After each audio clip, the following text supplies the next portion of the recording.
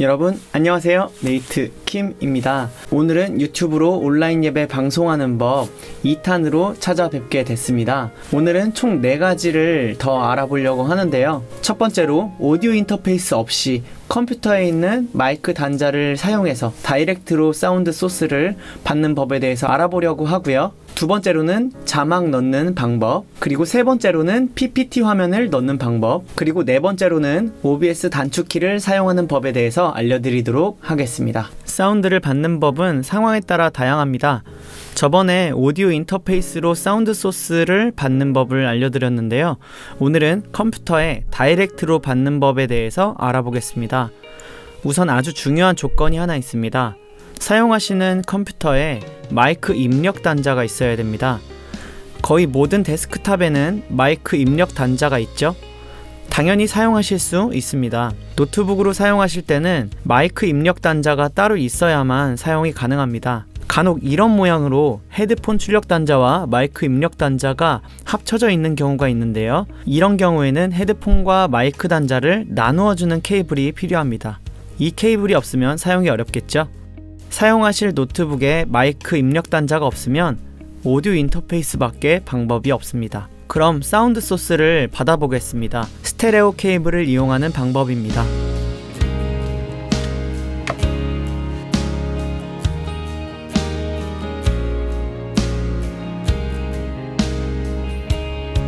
(3.5파이) to (5.5파이) 케이블을 이용하는 방법입니다.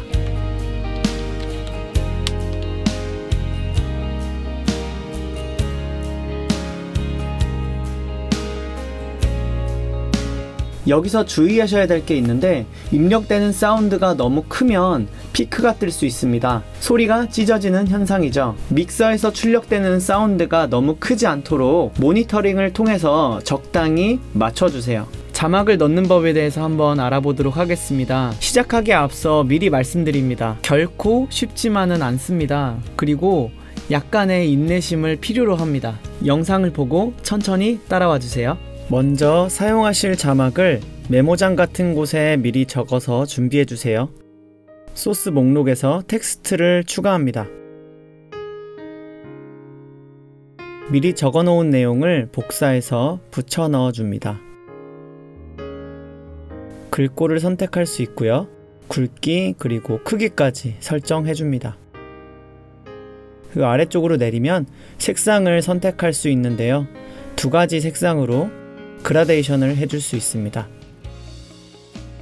글씨 테두리와 그림자도 넣을 수 있습니다. 위쪽에 만들어진 텍스트를 원하는 위치로 가져옵니다. 그리고 소스 목록에서 해당 텍스트를 2번 클릭하시면 수정도 가능합니다. 같은 모양으로 텍스트를 하나 더 만들어 보겠습니다. 해당 텍스트를 복사합니다. 그리고 다시 붙여넣을 때는 붙여넣기 중복을 클릭해 주시면 됩니다. 헷갈리지 않게 텍스트 이름을 바꾸어 줍니다.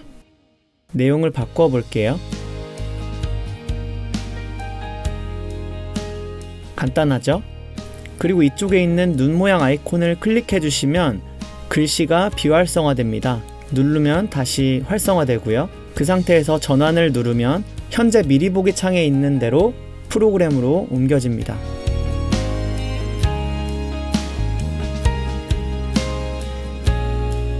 그리고 자막을 더 잘 보이게 하고 싶다면 색상 소스를 사용해서 자막 배경을 만들어 줍니다. 그리고 오른쪽 버튼을 눌러서 늘리기를 눌러주시면 이렇게 마음대로 모양을 바꿀 수 있습니다. 그리고 소스 목록에서 순서를 아래쪽으로 내려줍니다. 투명도를 살짝 주려고 하는데요. 마우스 오른쪽 버튼을 클릭해 주시고 필터를 클릭해 주세요. 여기서 크로마키를 추가합니다. 투명도를 줄여주면 이렇게 반투명한 자막 배경이 완성됩니다. 눈 아이콘을 눌러서 텍스트를 껐다 켰다 해보세요. 그리고 전환 버튼을 눌러서 글씨가 송출 화면으로 넘어가는 것을 한 번씩 확인해 보시기 바랍니다. 그리고 자막 배경을 이미지 파일로 가지고 계신 경우에는 소스 목록에서 이미지를 추가하셔서 해당 파일을 불러옵니다. 화면 사이즈에 맞게 줄여주고요. 순서는 아래쪽으로 이동합니다. 이렇게 하면은 만들어 놓으신 이미지를 자막 배경으로 사용할 수 있습니다.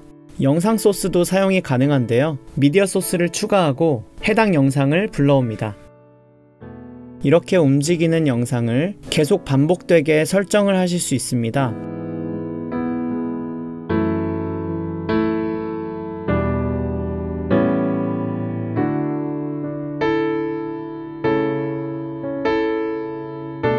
이렇게 하면 조금 뉴스 같죠? 이런 느낌으로 연출하실 수도 있습니다.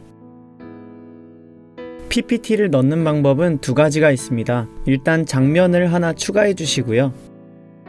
첫 번째 방법입니다. PPT 슬라이드쇼를 미리 켜두고 Alt 탭을 누르고 OBS로 돌아와서 윈도우 소스를 사용하는 것입니다. 이 방법은 컴퓨터마다 되는 경우도 있고 잘 되지 않는 경우도 있습니다. 저 같은 경우에는 키노트를 사용하고 있는데 슬라이드쇼를 켜놓은 상태에서는 Alt 탭을 눌러도 아무런 반응을 하지 않습니다. 그래서 저는 이 방법 말고 두 번째 방법을 사용하고 있는데요. 일단 윈도우 소스로 잘 불러와졌다고 치고 이미지 파일로 보여드리도록 하겠습니다. 송출 화면에 영상과 PPT를 같이 넣고 싶다면 이렇게 영상을 잘라서 화면에 넣어주시면 됩니다. 조금 섬세한 작업이 필요한 부분이죠. 시간을 여유있게 갖고 천천히 한번 맞춰보세요.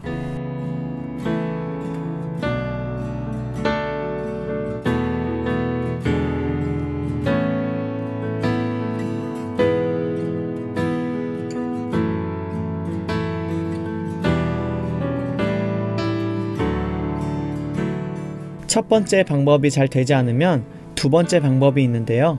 디스플레이 캡처를 이용하는 방법입니다. 이건 단축키를 꼭 사용하셔야 하는 방법입니다. 디스플레이 캡처를 눌러주시고요. 늘리기를 이용해서 화면에 꽉 채워줍니다.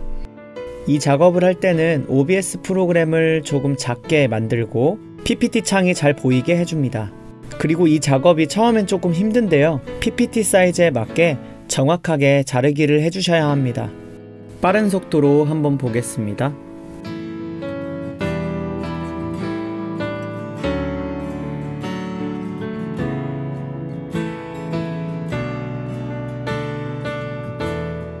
작은 화면이지만 PPT 화면이 잘 들어간 게 보이죠?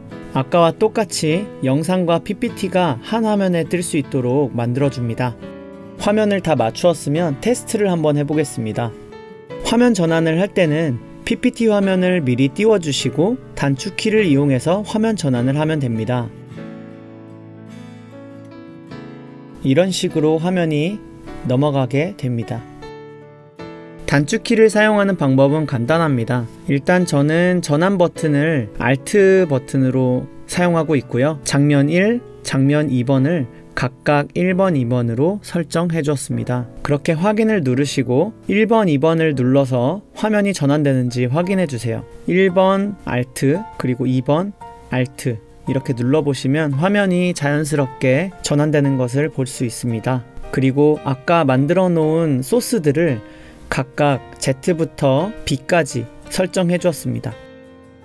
그러면 버튼을 누를 때마다 활성화되고 비활성화되는 것을 볼 수 있습니다. 참고로 한 소스가 꺼지고 켜질 때 저는 같은 단축키를 사용하고 있습니다. 예를 들어서 색상 소스를 Z로 눌러서 켰으면 Z를 다시 눌렀을 때 꺼지도록 설정해 놨습니다. 단축키를 사용할 때 꼭 알고 계셔야 되는 게 하나 있습니다. OBS 창을 내려놓고 다른 프로그램 창을 띄워놓은 상태에서도 단축키가 적용된다는 것입니다. 그래서 채팅창에 글을 쓴다던가 실시간으로 자막 작업을 하는 경우에 단축키가 눌려서 화면이 전환된다거나 화면이 이상하게 변할 수 있습니다. 그래서 화면 전환 단축키는 자주 쓰지 않는 키로 설정해 주시는 것이 좋습니다. 자, 어떠셨나요? 조금 어려우셨죠? 그래도 영상 보시면서 천천히 따라해 보시면 금방 익숙해지실 겁니다. 잘 연습해 보시고 궁금한 게 있으면 댓글 남겨주세요. 네이트킴이었습니다. 좋은 하루 되세요.